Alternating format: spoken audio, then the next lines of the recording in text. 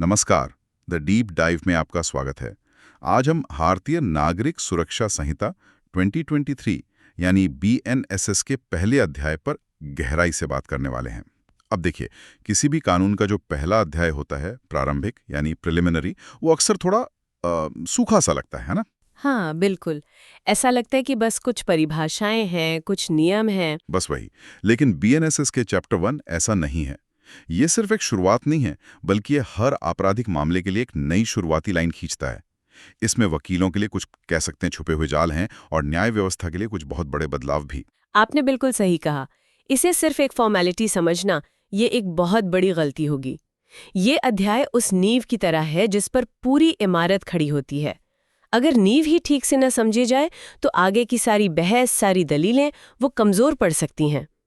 ये तय करता है कि कानून कहाँ लागू होगा, इसमें इस्तेमाल हुए शब्दों का असली मतलब क्या है, और कौन सा अधिकारी क्या काम करेगा। और यही वजह है कि आज हम सिर्फ इसका पाठ नहीं करेंगे, बल्कि इसके पीछे छिपे क्यों और कैसे को समझेंगे।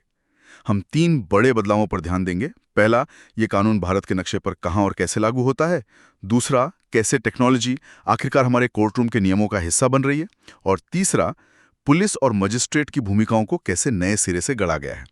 तो चलिए, इस नए खेल के नए नियमों को समझने की शुरुआत करते हैं। तो सबसे पहले पहली गेंद पर एक गुगली नजर आती है। धारा 1 ये कहती है कि ये कानून पूरे भारत पर लागू होगा। लेकिन फिर एक लेकिन आ जाता है। नागालैंड और कुछ जनजातीय क्षेत्र। हाँ, ये तो पहले दिन से एक उलझन जैसी लगती है। इसका असल में कोर्ट में क्या मतलब है? ये बहुत ही जरूरी सवाल है, और यहीं से एक वकील का असली काम शुरू होता है। देखिए, धारा 112 साफ कहती है कि कुछ अध्यायों को छोड़कर बीएनएसएस के नियम नागालैंड और संविधान की 6ठी अनुसूची में आने वाले जनजातीय क्षेत्रों पर मतलब सीधे सीधे लागू नहीं होंगे। अच्छा। इसकी वजह इन इलाकों की अपनी खास सामाजिक सांस्कृतिक पहचान और उनके अपने प्रथागत कानून यानी कस्टमरी लॉज हैं। उनका सम्मान करना जरूरी है। मैं इसे समझने की कोशिश कर रहा हूं। तो क्या इसका मतलब ये है कि नागालैंड में एक वकील को हर मामले के लिए 2 तरह की रिसर्च करनी पड़ेगी? पहले बीएनएसएस देखो और फिर सरकार का कोई खास नोटिफिकेशन ढूंढो जो शायद सब कुछ बदल दे? बिल्कुल। ये तो काफी पेचीदा लगता है। आपने नस पकड़ ली। यही तो असल चुनौती है। ये कोई किताबी नियम नहीं है, ये प्रैक्टिस की हकीकत है। मान लीजिए असम के किसी जनजातीय इलाके में कोई अपराध होता है, तो वहां की जांच और सुनवाई की प्रक्रिया बीएनएसएस के हिसाब से नहीं, बल्कि वहां के अपने लोकल कानूनों के हिसाब से चल सकती है। जब तक कि राज्य सरकार एक नोटिफिकेशन जारी करके ये ना कह दे कि अब से यहां बीएनएसएस के नियम लागू होंगे। और अगर कोई नया वकील या कोई भी इस बात को नजरअंदाज कर दे तो समझिए कि केस शुरू होने से पहले ही खत्म हो गया। अगर आपने गलत कानून के तहत कार्रवाई शुरू कर दी तो पूरी की पूरी मेहनत बेकार हो सकती है। ज्यूरिसडिक्शन यानी अधिकार क्षेत्र का ये पहला और सबसे जरूरी नियम है। ये छोटी सी चूक पूरी कार्रवाई को खारिज करवा सकती है। बाप रे। इसलिए किसी भी मामले में हाथ डालने से पहले ये पक्का करना बेहद जरूरी है कि उस इलाके के लिए कोई नोटिफिकेशन है या नहीं। ठीक है, तो एक बार जब हम ये तय कर रहे हैं कि कानून कहाँ लागू होगा, तो हमें ये समझना होगा कि ये कानून कौन सी नई भाषा बोल रहा है। और यहीं पर धारा 2 यानी परिभाषाओं वाला हिस्सा बहुत दिलचस्प हो जाता है। हाँ, बहुत ज्यादा। मुझे ऑडियो वीडियो इलेक्ट्रॉनिक साधन वाली परिभाषा ने सबसे ज्यादा चौंकाया। ये एक बहुत बड़ा बदलाव लगता है। ये सिर्फ बदलाव नहीं, ये एक क्रांति है। सालों से हमारी न्याय व्यवस्था टेक्नोलॉजी को अपनाने में झिझक रही थी। अब इस एक परिभाषा ने उस झिझक को तोड़ दिया है। इसमें सिर्फ वीडियो कॉन्फ्रेंसिंग ही नहीं, बल्कि पहचान की परेड की रिकॉर्डिंग, तलाशी और जब्ती की रिकॉर्डिंग और यहाँ तक कि सबूतों की रिकॉर्डिंग को भी शामिल किया गया है। वाह! तो इसका मतलब ये हुआ कि अब एक बॉडी कैम रिकॉर्डिंग सिर्फ एक हो तो अच्छा है वाली चीज नहीं रही। नहीं, बिल्कुल नहीं। बल्कि ये कानूनी प्रक्रिया की परिभाषा का ही हिस्सा बन गई है। मैं सोच सकता हूं कि अगर तलाशी बिना रिकॉर्डिंग के हुई तो बचाव पक्ष के वकीलों के लिए एक बड़ा मुद्दा बन जाएगा। क्या यही उम्मीद की जा रही है? बिल्कुल। अब पुलिस अधिकारी को तलाशी लेते समय पूरी प्रक्रिया को रिकॉर्ड करना पड़ सकता है। सोचिए, अगर बाद में आरोपी कहता है कि तलाशी गैर कानूनी थी या मेरे घर में सबूत प्लांट किए गए थे, तो वो वीडियो रिकॉर्डिंग वो एक निर्णायक सबूत का काम करेगी। ये पुलिस की जवाबदेही और प्रक्रिया में पारदर्शिता दोनों को कई गुना बढ़ा देती है। अब आरोप प्रत्यारोप की जगह ठोस सबूत बात करेंगे। ये तो वाकई बहुत बड़ा कदम है। अब एक और परिभाषा जिसने मेरा ध्यान खींचा वो है शिकायत यानी कंप्लेंट की।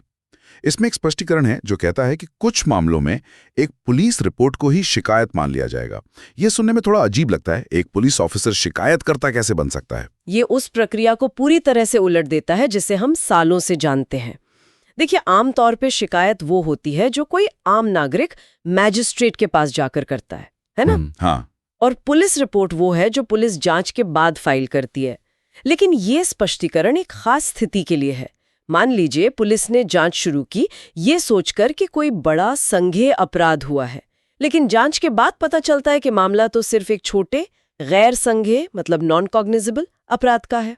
अच्छा, तो ऐसी स्थिति में क्या होगा? ऐसी स्थिति में वो पुलिस रिपोर्ट अब सिर्फ एक रिपोर्ट नहीं रहेगी, उसे कानूनी तौर पर एक शिकायत माना जाएगा। अच्छा। और वो पुलिस अधिकारी जिसने रिपोर्ट बनाई है वो शिकायतकर्ता बन जाएगा।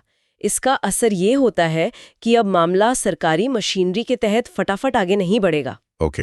अब मजिस्ट्रेट को उस पुलिस अधिकारी को किसी आम नागरिक की तरह बुलाकर शपथ पर उसकी जांच करनी होगी। ये एक बहुत बड़ा प्रक्रियात्मक बदलाव है जो छोटे मामलों को हल्के में लिए जाने से रोकता है। ये समझना बहुत जरूरी है। इसी तरह पीड़ित विक्टिम की परिभाषा में अभिभावक या कानूनी उत्तराधिकारी को शामिल करना ये एक ज्यादा मानवीय सोच वाला कदम लगता है। ये सुनिश्चित करता है कि अगर पीड़ित नहीं है तो भी उसका परिवार न्याय की लड़ाई लड़ सकता है। बिल्कुल, ये पीड़ित केंद्रित न्याय जिसे हम विक्टिम सेंट्रिक जस्टिस कहते हैं उसकी दिशा में एक बहुत ही प्रगतिशील कदम है। सोचिए, एक हत्या के मामले में मृतक तो चला गया, लेकिन अब उसके परिवार के सदस्य कानूनी तौर पर पीड़ित माने जाएंगे। सही है, उन्हें मुआवजे का अधिकार होगा, वो अपील दायर कर सकते हैं। ये सुनिश्चित करता है कि न्याय की प्रक्रिया में पीड़ित का पक्ष हमेशा मजबूती से मौजूद रहे, चाहे कुछ भी हो जाए। और आखिर में जांच और अन्वेषण के बीच का वो पुराना फर्क, क्या इसमें कोई बदलाव है? बीएनएसएस ने इन बुनियादी परिभाषाओं को बरकरार रखा है क्योंकि ये आपराधिक प्रक्रिया की रीढ़ है। इन्हें समझना हर वकील और जज के लिए अनिवार्य है। आप इसे क्राइम शो की तरह सोच सकते हैं।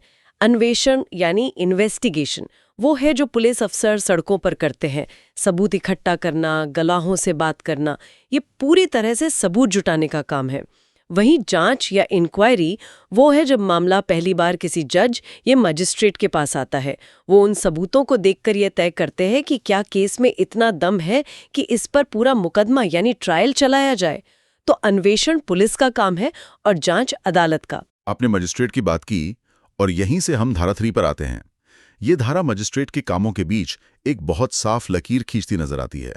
जुडिशियल मजिस्ट्रेट और एग्जीक्यूटिव मजिस्ट्रेट, ये शक्तियों के बंटवारे को और मजबूत करता है ना? बिल्कुल, ये संविधान के अनुच्छेद 50 यानी न्यायपालिका को कार्यपालिका से अलग रखने के सिद्धांत को जमीनी हकीकत में बदलता है। धारा 3(2) साफ-साफ कहती है कि कोई भी काम जिसमें सबूतों का मूल्यांकन करना हो या किसी को सजा या हिरासत में भेजने का फैसला लेना हो, वो काम सिर्फ और सिर्फ जुडिशियल मजिस्ट्रेट ही करेंगे। जैसे किसी को रिमांड पर भेजना। एकदम सही। किसी आरोपी को पुलिस या न्यायिक हिरासत में भेजना एक बहुत बड़ा फैसला है क्योंकि ये किसी की आज़ादी से जुड़ा है। ये काम केवल एक न्यायिक विवेक, एक जुडिशियल माइंड ही कर सकता है। मुझे याद है मेरे चेंबर में एक जूनियर वकील ने एक बार लगभग अपना पूरा केस खराब कर लिया था क्योंकि उसने रिमांड की अर्जी एक एग्जीक्यूटिव मजिस्ट्रेट के सामने लगा दी थी। ओहो, ये एक क्लासिक गलती है, लेकिन धारा 3 इस अंतर को इतना साफ कर देती है कि अब ऐसी गलतियों की कोई गुंजाइश नहीं होनी चाहिए। तो फिर एग्जीक्यूटिव मजिस्ट्रेट क्या करेंगे? उनके काम प्रशासनिक या कार्यकारी प्रकृति के होते हैं, जैसे किसी चीज का लाइसेंस देना या रद्द करना या किसी केस में अभियोजन की मंजूरी देना। ये बंटवारा सुनिश्चित करता है कि न्याय देने का काम किसी भी तरह के कार्यकारी प्रभाव से आजाद रहे। एक वकील को यह अच्छी तरह पता होना चाहिए कि उसे किस राहत के लिए किस दरवाजे को खटखटाना है। इससे एक सवाल और खड़ा होता है जो कि कानूनों के बीच टकरान का है।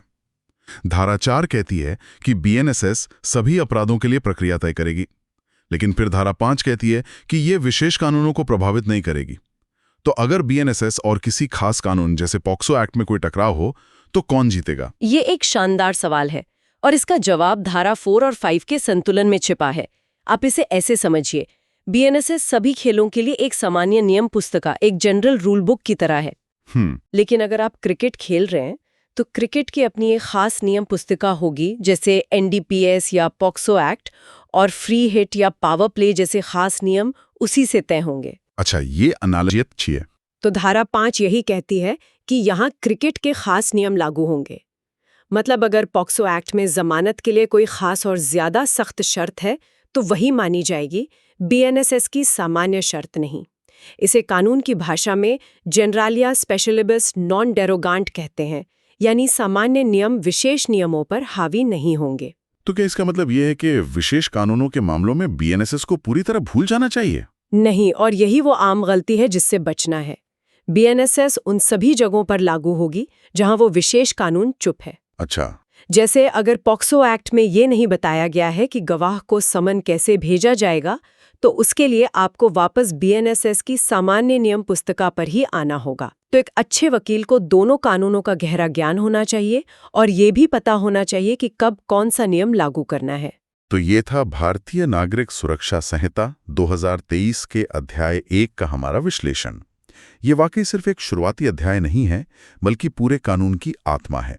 मेरे लिए जो बड़े टेकअवेज हैं वो ये हैं। पहला, हमेशा पहले नक्शा देखो कि कानून लागू भी होता है या नहीं। सही। दूसरा, नई टेक्नोलॉजी को अपनाओ क्योंकि अब वो नियमों का हिस्सा है। और तीसरा, पुलिस और मजिस्ट्रेट की बदली भी भूमिकाओं को ठीक से समझो। बिल्कुल सही कहा आपने। एक वकील या जज के लिए इस अध्याय की मजबूत समझ के बिना आगे बढ़ना लगभग नामुमकिन है। ये आपको सही अधिकार क्षेत्र, सही प्रक्रिया और कानून की सही समझ की ओर ले जाता है। इस एक अध्याय में ही पूरे आपराधिक न्यायशास्त्र का सार छिपा है।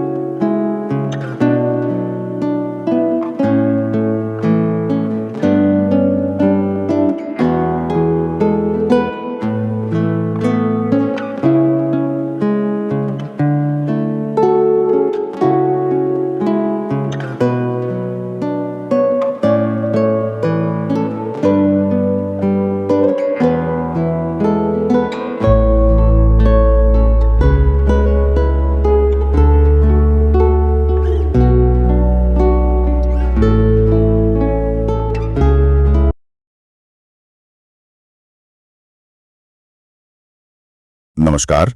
किसी भी देश की आपराधिक न्याय प्रणाली, मतलब क्रिमिनल जस्टिस सिस्टम, एक बहुत बड़ी और जटिल मशीन की तरह होती है। बिल्कुल। और इस मशीन को समझने के लिए सबसे पहले उसका ब्लूप्रिंट देखना जरूरी है, वो बुनियाद जिस पर पूरी इमारत खड़ी होती है। बिल्कुल सही कहा। और भारतीय नागरिक सुरक्षा संहिता यानी बीएनएसएस का अध्याय 2 ठीक यही काम करता है। ये हमें उस मशीन के, आप कह सकती हैं, पुर्जे दिखाता है। अच्छा। कौन कौन से न्यायालय हैं, उनके अधिकार क्या है, और सरकार का पक्ष रखने वाले वकील, मतलब अभियोजन पक्ष, उसका ढांचा कैसा है। ये सिर्फ कानून की धाराएं नहीं है, ये उस पूरी व्यवस्था की नींव है। तो मतलब अगर ये बुनियाद समझ आ गई तो आगे के कानून को समझना बहुत आसान हो जाएगा। और जाहिर है न्यायपालिका की परीक्षाओं और एक वकील के तौर पर प्रैक्टिस के लिए ये बेहद जरूरी होगा। निश्चित रूप से। इसे समझे बिना आप कोर्ट में पहला कदम भी ठीक से नहीं रख सकते। सही बात है। आपको पता ही नहीं चलेगा कि कौन सा केस किस अदालत में जाएगा। तो चलिए आज इस ब्लूप्रिंट को परत दर परत खोलते हैं और देखते हैं कि हमारी न्याय की मशीन बनती कैसे है। ठीक है, तो इस मशीन को बनाने में पहला कदम क्या है? जाहिर है हमें अलग अलग तरह की अदालतों की जरूरत पड़ेगी। बिल्कुल। बीएनएसएस का सेक्शन 6 इसी से शुरू होता है। वो कहता है कि हाई कोर्ट और किसी विशेष कानून के तहत बनी अदालतों को छोड़कर। अच्छा, उनको छोड़कर? हाँ, उनको छोड़कर हर राज्य में 4 तरह की क्रिमिनल कोर्ट्स होंगी। पहली, सबसे बड़ी सेशन कोर्ट। दूसरी, जुडिशियल मैजिस्ट्रेट फर्स्ट क्लास। तीसरी, जुडिशियल मैजिस्ट्रेट सेकंड क्लास। और चौथी, जो बिल्कुल अलग है वो है एग्जीक्यूटिव मैजिस्ट्रेट की कोर्ट। ये 4 अलग-अलग वर्ग क्यों बनाए गए हैं? मतलब हत्या और छोटी-मोटी चोरी का मामला एक ही अदालत में क्यों नहीं चल सकता? बहुत अच्छा सवाल है। इसे काम के बंटवारे की तरह समझिए।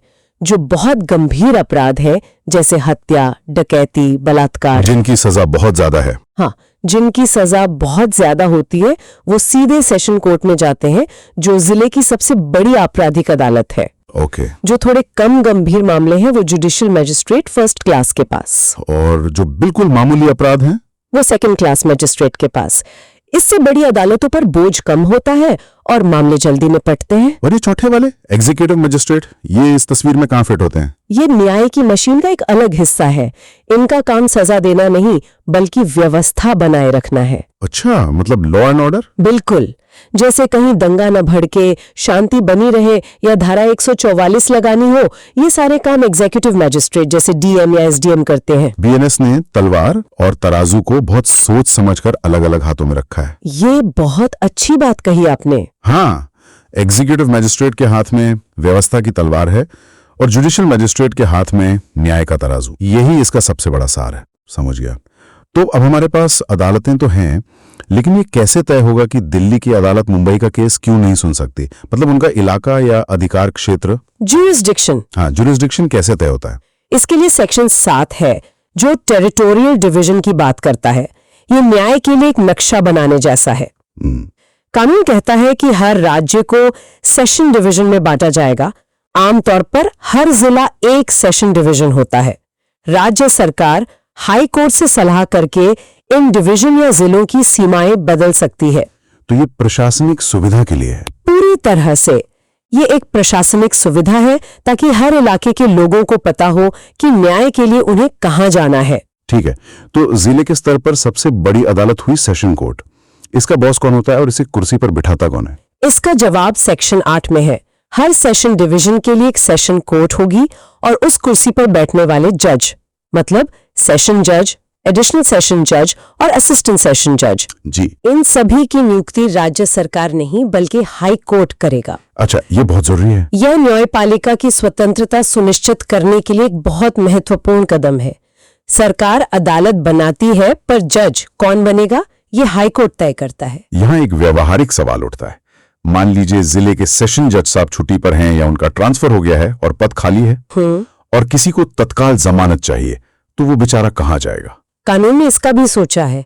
सेक्शन 8 साफ कहता है कि ऐसी स्थिति में कोई भी जरूरी अर्जी जैसे जमानत की एडिशनल सेशन जज सुन सकते हैं। और अगर वो भी ना हो? और अगर वो भी मौजूद नहीं है तो उस जिले के सबसे सीनियर जुडिशियल मैजिस्ट्रेट यानी चीफ जुडिशियल मैजिस्ट्रेट सीजेएम उस अर्जी पर सुनवाई कर सकते हैं।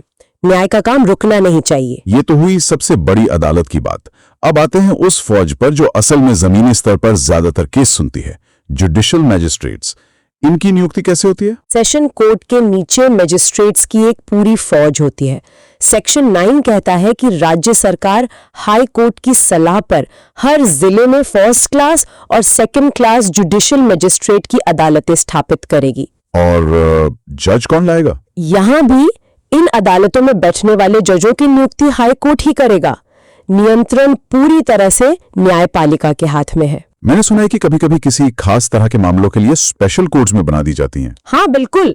मान लीजिए किसी औद्योगिक इलाके में चेक बाउंस के हजारों केस लंबित हो गए।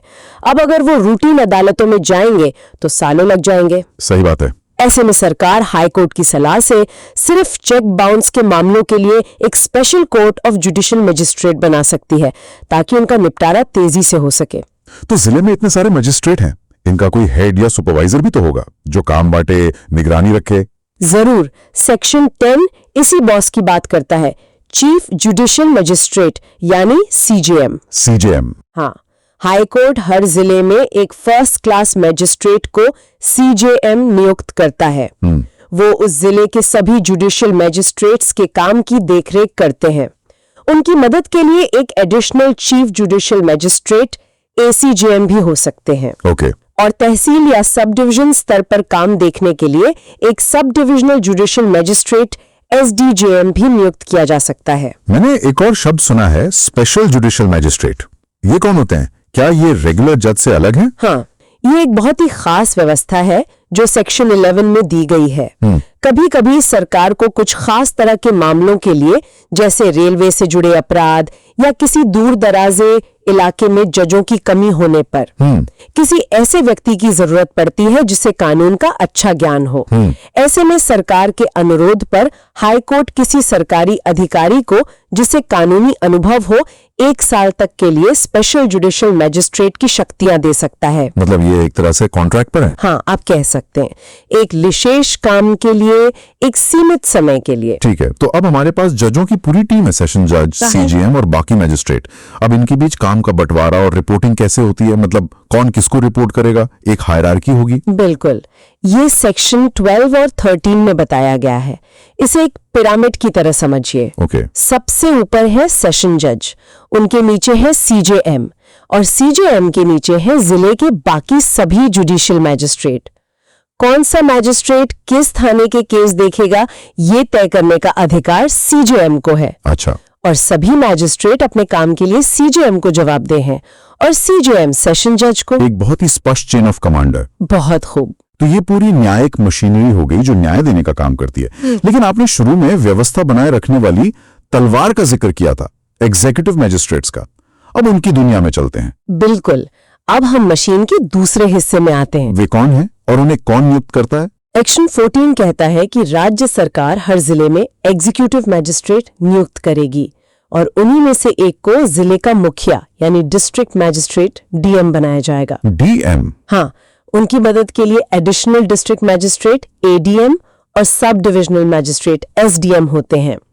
इनकी नियुक्ति और नियंत्रण पूरी तरह से राज्य सरकार के हाथ में होता है। तो इसमें हाईकोर्ट का कोई रोल नहीं? कोई दखल नहीं, बिल्कुल भी नहीं। क्या पुलिस अधिकारियों को भी मैजिस्ट्रेट की शक्तियां दी जा सकती हैं? ये सुनने में थोड़ा अजीब लगता है। हाँ, दी जा सकती हैं, लेकिन सिर्फ विशेष परिस्थितियों में, और वो भी एग्जीक्यूटिव शक्तियां, न्यायिक नहीं। अच्छा। सेक्शन 15 इसकी इजाजत देता है। राज्य सरकार किसी खास काम के लिए एक पुलिस कमिश्नर को भी स्पेशल एग्जीक्यूटिव मैजिस्ट्रेट की कुछ शक्तियां सौंप सकती है। इसका उद्देश्य आमतौर पर कानून और व्यवस्था की किसी बड़ी चुनौती से निपटना होता है। पर याद रहे, ये सजा नहीं दे सकते, सिर्फ निवारक कार्रवाई कर सकते हैं। तो इनका रिपोर्टिंग स्ट्रक्चर भी न्यायिक मजिस्ट्रेटों से बिल्कुल अलग होगा? एकदम अलग। सेक्शन 17 कहता है कि जिले के सभी एग्जीक्यूटिव मैजिस्ट्रेट सीधे डीएम के अधीन काम करते हैं। यहाँ बॉस डीएम है, सेशन जज नहीं। अच्छा।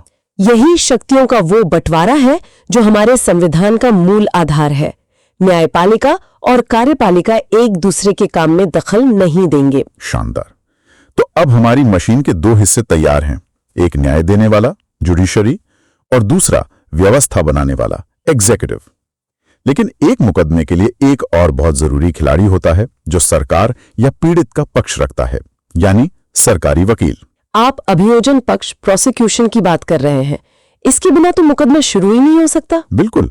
सेक्शन 18 पब्लिक प्रोसिक्यूटर यानी पीपी की नियुक्ति की प्रक्रिया बताता है।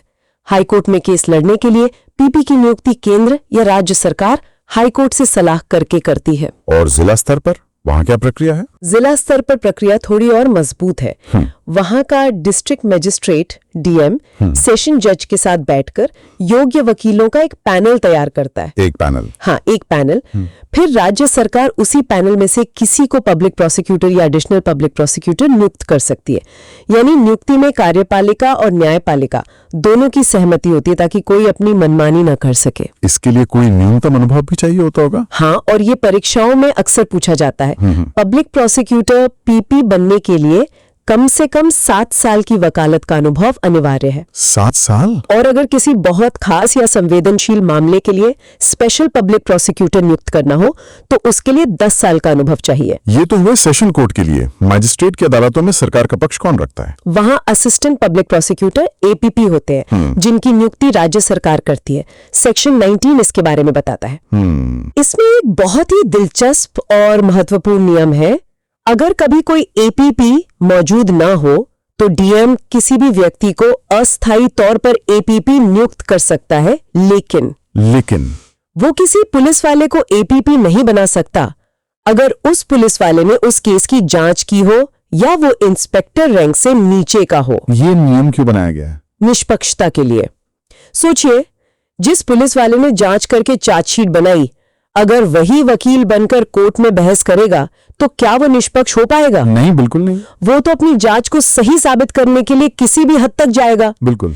इसीलिए जांच और अभियोजन को हमेशा अलग रखा जाता है।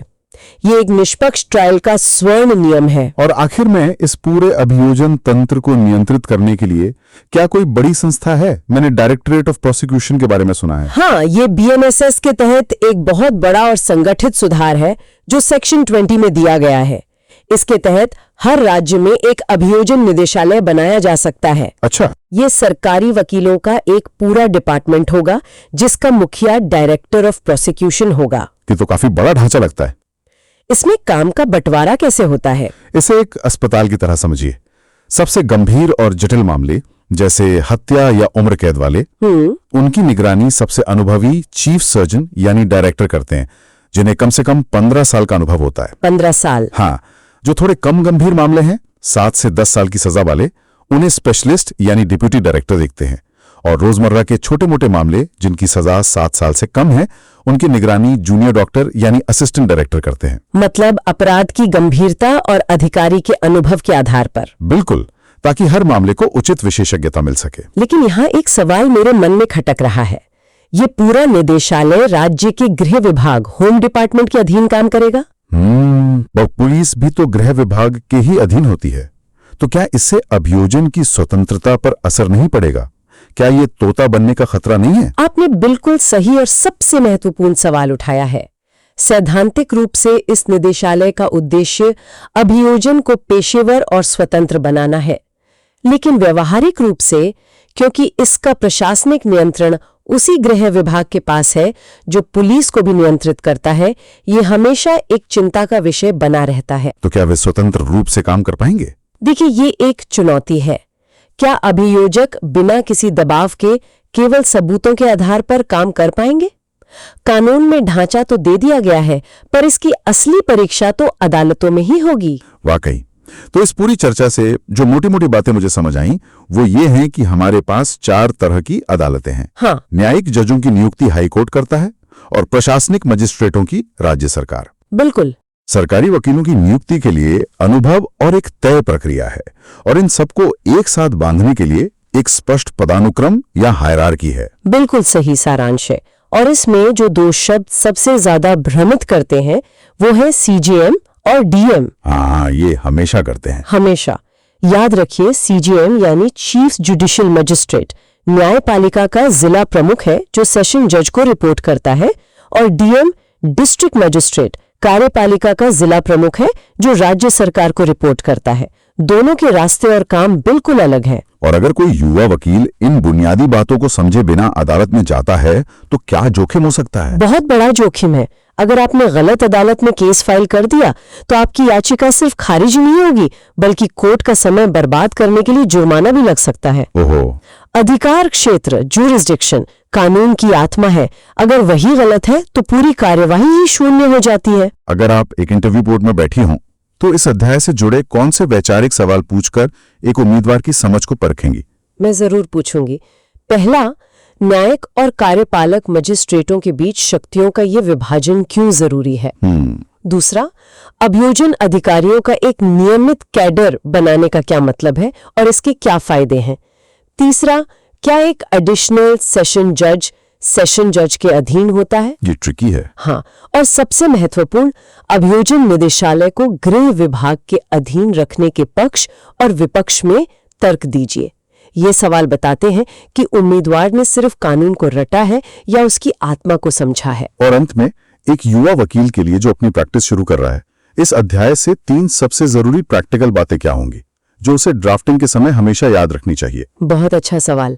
पहली, जमानत की अर्जी डालते समय हमेशा सही अदालत का चुनाव करें।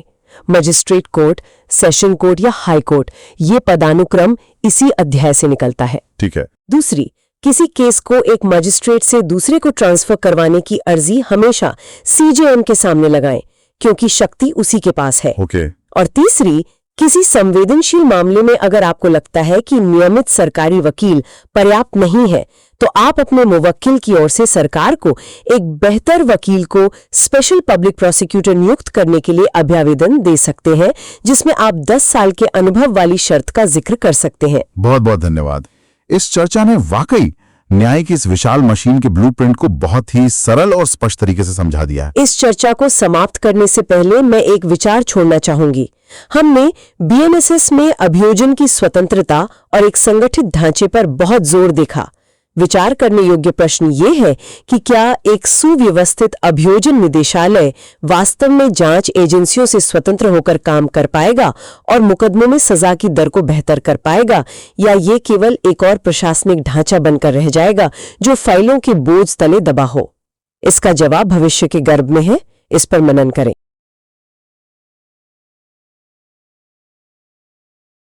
इस नई गहन चर्चा में स्वागत है। आज का विषय विशेष रूप से उन सभी के लिए बहुत महत्वपूर्ण है जो कानून के क्षेत्र से जुड़े हैं, न्यायपालिका परीक्षाओं की तैयारी कर रहे हैं या फिर युवा वकील के तौर पर अपनी प्रैक्टिस शुरू कर रहे हैं। जी, और ये विषय ऐसा है जिसे कोई भी कानून का छात्र नजरअंदाज नहीं कर सकता। बिल्कुल। आज हम भारतीय नागरिक सुरक्षा संहिता यानी बीएनएसएस 2023 के अध्याय 3 पर चर्चा करेंगे।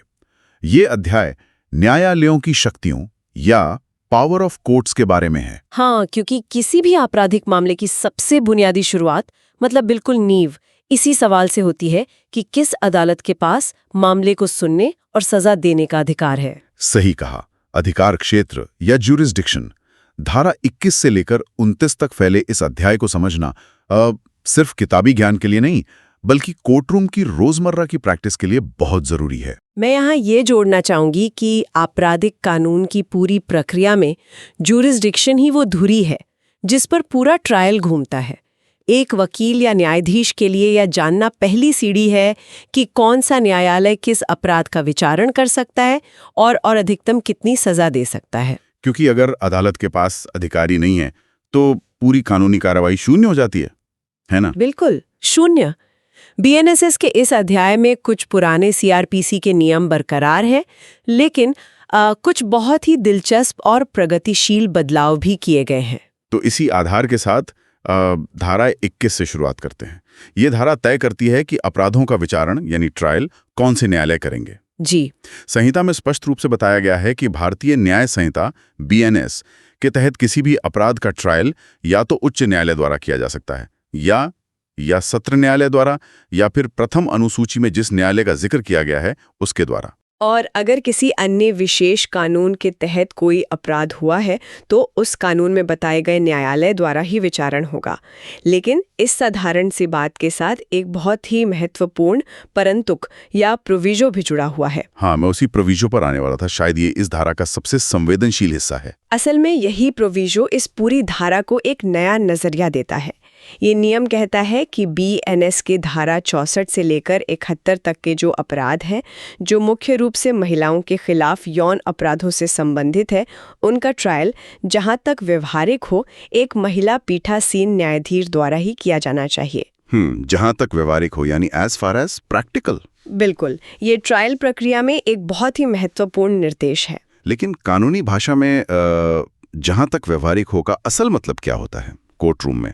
क्या ये एक सख्त नियम है कि अगर महिला जज नहीं है तो ट्रायल ही रुक जाएगा? देखिए, ये पूर्ण रूप से अनिवार्य या मैंडेटरी नियम नहीं है कि ट्रायल ही रोक दिया जाए। जहां तक व्यवहारिक हो का मतलब है कि प्रशासन को हर संभव कोशिश करनी चाहिए कि मामला महिला न्यायाधीश के पास ही जाए, ताकि पीड़ित महिला कोर्टरूम में अपना बयान देते समय अधिक सहज महसूस कर सके। सही कहा, अधिक सहज और सुरक्षित। अगर किसी जिले में उस समय कोई महिला न्यायाधीश उपलब्ध ही नहीं है, केवल तब जाकर किसी पुरुष न्यायाधीश द्वारा ट्रायल किया जा सकता है। ये हमारी न्याय प्रणाली को अधिक मानवीय बनाने की दिशा में एक बहुत बड़ा प्रशासनिक कदम है। ये सच में एक बहुत ही व्यवहारिक दृष्टिकोण है। अब उस हिस्से पर आते हैं जो शायद सबसे ज्यादा जटिल होता है, सजा देने की शक्ति। हाँ, धारा 22 और 23। हाँ, धारा 22 और 23 इसी बात को स्पष्ट करती हैं कि उच्च न्यायालय और सत्र न्यायाधीश कौन कौन सी सजा दे सकते हैं। संहिता के अनुसार उच्च न्यायालय वह कोई भी सजा दे सकता है जो कानून द्वारा अधिकृत है। और सत्र न्यायाधीश या अतिरिक्त सत्र न्यायाधीश भी कानून द्वारा अधिकृत कोई भी सजा दे सकते हैं, लेकिन मृत्युदंड के मामले में एक बड़ा पेच है। बिल्कुल, मृत्युदंड किसी भी कानूनी प्रणाली की सबसे चरम सजा होती है, इसलिए इसे केवल एक न्यायाधीश के विवेक पर नहीं छोड़ा जा सकता। धारा 22 स्पष्ट करती है कि सत्र न्यायाधीश मृत्युदंड की सजा तो सुना सकते हैं, लेकिन वो सजा तब तक लागू नहीं हो सकती जब तक कि उच्च न्यायालय उसकी पुष्टि न कर दे। मतलब कंफर्मेशन। ये न्यायपालिका का अपना एक inbuilt check and balance system है। जी, ट्रायल कोर्ट ने सबूतों के आधार पर फांसी की सजा तय कर दी, लेकिन हाई कोर्ट के जज उस पूरे मामले की, मतलब ट्रायल के हर पहलू की दोबारा से बारीकी से जांच करेंगे। इसका सीधा सा मतलब है कि सत्र न्यायालय का फैसला अंतिम नहीं है, बल्कि एक तरह की सिफारिश है जिसे हाई कोर्ट की मोहर चाहिए। बिल्कुल सही। और इसी पदानुक्रम में जब नीचे की अदालतों की तरफ देखते हैं तो धारा 23 में द्वितीय श्रेणी के मजिस्ट्रेट यानी मजिस्ट्रेट सेकंड क्लास की शक्तियों का जिक्र आता है। हाँ, ये परीक्षा के नजरिए से बहुत जरूरी है। यहाँ बताया गया है कि ये मजिस्ट्रेट 1 वर्ष तक की कैद या 10,000 रुपए तक का जुर्माना या दोनों की सजा दे सकता है। लेकिन इसी हिस्से में एक नई तरह की सजा का जिक्र भी है, सामुदायिक सेवा या कम्युनिटी सर्विस। कम्युनिटी सर्विस एक औपचारिक सजा के रूप में ये भारत के लिए काफी नया विचार है ना? बहुत नया और बहुत ही प्रगतिशील। ये आपराधिक न्याय प्रणाली में एक बहुत बड़ा दार्शनिक बदलाव है। अक्सर छोटी मोटी गलतियों के लिए जेल भेजना अपराधी को सुधारने के बजाय उसे पक्का अपराधी बना देता है। तो संहिता में इसकी परिभाषा क्या दी गई है? संहिता में सामुदायिक सेवा की बकायदा एक व्याख्या या एक्सप्लेनेशन दी गई है। इसे उस काम के रूप में परिभाषित किया गया है जो न्यायालय किसी दोषी को सजा के तौर पर करने का आदेश देता है, जिससे समुदाय को लाभ हो। और सबसे बड़ी बात यह है कि इस काम के लिए दोषी को कोई पारिश्रमिक या वेतन नहीं मिलेगा। ये स्पष्टीकरण बहुत जरूरी है, क्योंकि अब मतलब अगर कोई व्यक्ति ये सोचे कि उसे सामुदायिक सेवा के तहत किसी सरकारी अस्पताल में सफाई करने की सजा मिली है, तो वहां न्यूनतम मजदूरी की मांग नहीं कर सकता। बिल्कुल नहीं कर सकता। ये मजदूरी नहीं है, ये दंड है। इसका मुख्य उद्देश्य अपराधी के भीतर समाज के प्रति जिम्मेदारी का भाव पैदा करना है, बिना उसे जेल के माहौल में डालें। समझ गया। अब एक ऐसे परिदृश्य पर बात करते हैं जो कोर्ट रूम में हर दिन देखने को मिलता है। धारा 24 इसी बारे में है, जुर्माना न देने पर कारावास का दंड, imprisonment in default of fine. हाँ, अगर अदालत ने किसी को जेल की सजा के साथ जुर्माना भी लगाया है और वो व्यक्ति जुर्माना भरने से इनकार कर देता है या उसके पास पैसे ही नहीं है, तो क्या होगा? धारा कहती है कि मजिस्ट्रेट जुर्माना ना देने पर जेल की सजा दे सकते हैं, लेकिन इसकी 2 शर्तें हैं। पहली, ये सजा धारा 23 के तहत मजिस्ट्रेट की शक्तियों से ज्यादा नहीं होनी चाहिए। ये तो सामान्य नियम हुआ, लेकिन इसका जो क्लॉज बी है वो थोड़ा जटिल है। बहुत जटिल है और अक्सर वहां गणितीय गलतियां होती हैं, खासकर ड्राफ्टिंग में और न्यायपालिका की परीक्षाओं में। तो इसे थोड़ा विस्तार से समझते हैं। जी, ये नियम कहता है कि यदि मूल सजा यानी सब्सटैंटिव सेंटेंस में कारावास शामिल है, तो जुर्माने के डिफॉल्ट में दी जाने वाली अतिरिक्त सजा उस अधिकतम कारावास के 1/4 मतलब 1/4 से अधिक नहीं हो सकती, जो वो मजिस्ट्रेट देने के लिए सक्षम है। इस 1/4 वाले नियम को एक उदाहरण से समझना ज्यादा आसान होगा। बिल्कुल। मान लीजिए एक प्रथम श्रेणी का मजिस्ट्रेट है जिसकी अधिकतम सजा देने की क्षमता 3 साल है। अगर किसी मामले में वो दोषी को 1 साल की जेल और 10,000 रुपए का जुर्माना सुनाता है, अब वो व्यक्ति जुर्माना नहीं भरता, तो इस स्थिति में डिफॉल्ट सजा की गणना कैसे होगी? ये एक बहुत ही सटीक उदाहरण है। अक्सर युवा वकीलों और छात्रों को ये भ्रम होता है कि 1/4 उस सजा का निकाला जाएगा जो वास्तव में सुनाई गई है, यानी 1 साल का 1/4 जो 3 महीने होता है। हाँ, लोग यही सोचते हैं, लेकिन संहिता स्पष्ट कहती है कि उस कारावास के 1/4 से अधिक नहीं जो मजिस्ट्रेट देने के लिए सक्षम है, यानी कॉम्पिटेंट टू इन्फ्लिक्ट। और प्रथम श्रेणी के मजिस्ट्रेट की क्षमता 3 साल है। बिल्कुल, 3 साल यानी 36 महीने। 36 महीने का 1/4 हुआ 9 महीने। तो इस मामले में जुर्माना न देने पर मजिस्ट्रेट अधिकतम 9 महीने तक की अतिरिक्त सजा दे सकता है, 3 महीने की नहीं। ये एक बहुत बड़ी बारीक बात है।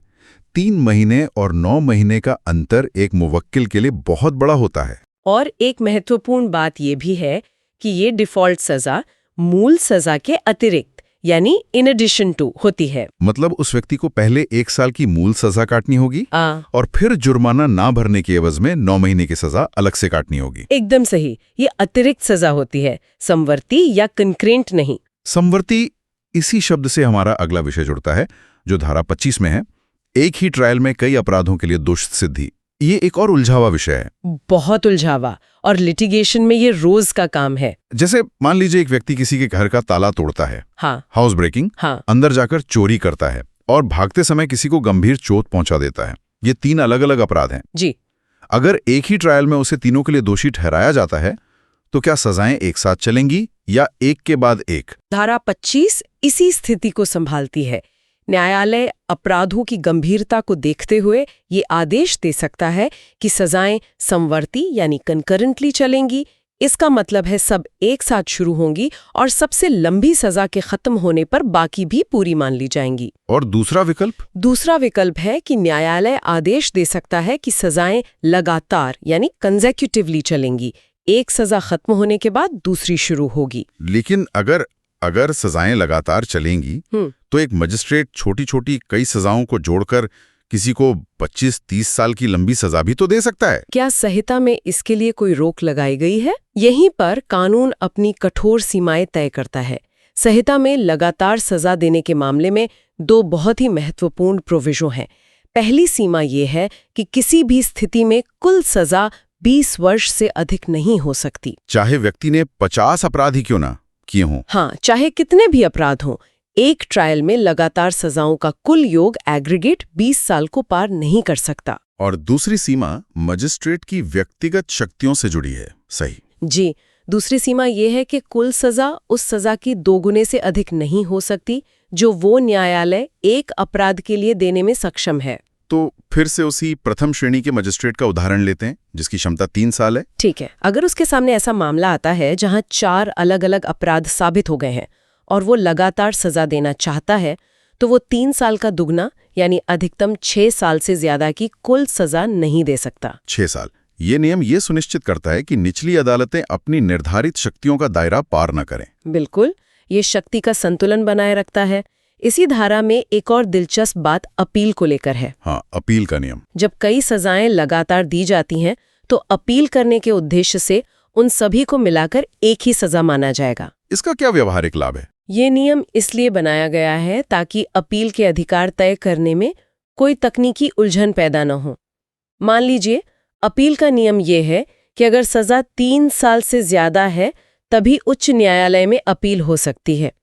अब अगर किसी को 2-2 साल की 2 लगातार सजाएं मिली हैं तो अलग अलग दिखने पर वे 3 साल से कम हैं तो वो अपील नहीं कर पाएगा। अलग अलग दिखेगा तो नहीं कर पाएगा, लेकिन इस नियम के कारण अपील के लिए इन्हें जोड़कर 4 साल की एक एकल सजा, सिंगल सेंटेंस माना जाएगा, जिससे अपील का रास्ता साफ हो जाता है। ये न्याय व्यवस्था को सुलभ बनाने का एक बेहतरीन उदाहरण है। चलिए अब थोड़ा आगे बढ़ते हैं। अध्याय के अगले हिस्से में धारा 26, 27 और 28 आती हैं। ये प्रशासनिक प्रकृति की धाराएं हैं। हाँ, ऐसा लगता है जैसे ये शक्तियों को कैसे प्रदान किया जाए, उनका बने रहना और वापस लिया जाना, इन बातों से निपटती हैं। कई बार प्रतियोगी परीक्षाओं में इन धाराओं को बहुत तेजी से पढ़ लिया जाता है। क्या इनका कोर्ट रूम की दिन प्रतिदिन की कार्रवाई पर कोई बड़ा असर पड़ता है? इन प्रशासनिक धाराओं को नजरअंदाज करना एक बड़ी भूल हो सकती है। देखिए, न्यायपालिका कोई निर्जीव मशीन नहीं है। ये अधिकारियों द्वारा चलाई जाती है जिनका ट्रांसफर होता है, प्रमोशन होता है। सही बात है। धारा 26 बताती है कि उच्च न्यायालय या राज्य सरकार किसी भी अधिकारी को उसके नाम से या उसके पद के आधार पर विशेष शक्तियां सौंप सकती है। लेकिन असली महत्व धारा 27 का है, जो शक्तियों की निरंतरता सुनिश्चित करती है। निरंतरता मतलब कंटिन्यूटी। हाँ, इससे तात्पर्य है कि अगर किसी अधिकारी का तबादला हो जाए तो उसके द्वारा किए जा रहे काम का क्या होगा? बिल्कुल। एक उदाहरण से समझिए। एक मजिस्ट्रेट एक बहुत ही संवेदनशील और लंबे ट्रायल की सुनवाई कर रहा है। अचानक राज्य सरकार उस मजिस्ट्रेट का उसी जिले के किसी दूसरे क्षेत्र में समान या उच्च पद पर तबादला कर देती है। अगर उसकी शक्तियां स्वतः खत्म हो जाएं तो पूरा ट्रायल बीच में लटक जाएगा। हाँ, और नए मजिस्ट्रेट को सब कुछ शून्य से शुरू करना पड़ेगा। धारा 27 इसी से बचाती है। ये स्पष्ट करती है कि जब तक उच्च न्यायालय या राज्य सरकार इसके विपरीत कोई निर्देश न दे, तब तक उस अधिकारी की वे शक्तियां बनी रहेंगी। इससे प्रशासनिक बदलावों के बावजूद न्याय का पहिया नहीं रुकता। सही कहा। और इसी तरह धारा 28 उन शक्तियों को वापस लेने, विड्रॉल की प्रक्रिया बताती है। जिसने शक्तियां दी हैं वही उन्हें वापस भी ले सकता है। यानी उच्च न्यायालय या राज्य सरकार अपनी दी गई शक्तियों को रद्द कर सकती हैं और मुख्य न्यायिक मजिस्ट्रेट सीजेएम या जिला मजिस्ट्रेट अपने द्वारा दी गई शक्तियों को वापस ले सकते हैं। एकदम सीधा सा नियम है। लेकिन इसके बाद आती है धारा 29, जो एक और व्यवहारिक समस्या का समाधान करती है। उत्तराधिकारियों या सक्सेसर्स इन ऑफिस द्वारा शक्तियों का प्रयोग। ये उस स्थिति के लिए है जब कोई जज रिटायर हो जाता है या पद छोड़ देता है। जी। धारा 29 स्पष्ट करती है कि किसी न्यायाधीश या मैजिस्ट्रेट की शक्तियों और कर्तव्यों का प्रयोग उसके उत्तराधिकारी द्वारा किया जा सकता है। जो काम पुराने जज ने अधूरा छोड़ा है, नया जज वहीं से उसे आगे बढ़ा सकता है। उसे गवाहों को दोबारा बुलाने या शुरू से कार्रवाई करने की जरूरत नहीं है। नहीं, जब तक कि कानून में किसी विशिष्ट परिस्थिति के लिए कोई अलग आवश्यकता ना हो। लेकिन एक सरकारी व्यवस्था में कई बार ये भ्रम भी पैदा हो सकता है कि किसी विशेष न्यायाधीश का असली उत्तराधिकारी कौन है। मान लीजिए एक अदालत को 2 हिस्सों में बांट दिया गया है। अब पुराना काम कौन सा जज देखेगा? इस विवाद को कैसे सुलझाया जाता है? संहिता में विवाद सुलझाने का स्पष्ट तंत्र दिया गया है। अगर न्यायाधीशों के मामले में ये संदेह है कि उत्तराधिकारी कौन है, तो सत्र न्यायाधीश, सेशंस जज लिखित आदेश द्वारा ये तय करेंगे। और अगर मामला मजिस्ट्रेट का हो तो? अगर मामला किसी मजिस्ट्रेट का है तो मुख्य न्यायिक मजिस्ट्रेट या जिला मजिस्ट्रेट, जैसा भी मामला हो, लिखित आदेश देकर ये विवाद सुलझाएंगे। बहुत ही स्पष्ट व्यवस्था है। तो अब इस चर्चा को समेटने के लिए एक रैपिड फायर रिवीजन करते हैं। बिल्कुल, ये सुनने वालों के लिए बहुत मददगार होगा। सबसे पहला और बड़ा पॉइंट, मृत्युदंड। सत्र न्यायाधीश मृत्युदंड दे सकते हैं, लेकिन बिना उच्च न्यायालय की पुष्टि यानी कंफर्मेशन के वो लागू नहीं हो सकता। दूसरा, जुर्माना न देने पर सजा का नियम। जुर्माना न देने पर जो डिफॉल्ट सजा है वो मजिस्ट्रेट की अधिकतम शक्ति के 1/4 से ज्यादा नहीं हो सकती और ये सजा मूल सजा के अतिरिक्त होगी। तीसरा, लगातार सजा का नियम। धारा 25 के तहत लगातार सजा के मामले में कुल सजा 20 साल से ज्यादा नहीं हो सकती और एक अपराध के लिए निर्धारित मजिस्ट्रेट की शक्ति के 2 गुने से ज्यादा नहीं हो सकते। और आखिरी, सामुदायिक सेवा। यह एक नया दंडात्मक दृष्टिकोण है जहां दोषी से समुदाय के लाभ के लिए काम कराया जाता है और इसके लिए उसे कोई वेतन नहीं मिलता। तो एक तरह से इस पूरे अध्याय 3 ने न्यायालयों के अधिकार क्षेत्र, उनकी सजा देने की सीमाओं, गणितीय गणनाओं और प्रशासनिक निरंतरता का पूरा ढांचा हमारे सामने खड़ा कर दिया है। सही कहा। इस पूरे अध्याय का सार यही है कि कानून असीमित शक्ति किसी को नहीं देता। उच्च न्यायालय को छोड़कर हर अदालत की एक सीमा तय की गई है, चाहे वो मृत्युदंड की पुष्टि का नियम हो या 1/4 नियम हो। ये सभी नियंत्रण ये सुनिश्चित करने के लिए है कि न्यायपालिका की शक्ति का इस्तेमाल संतुलित और तार्किक तरीके से हो।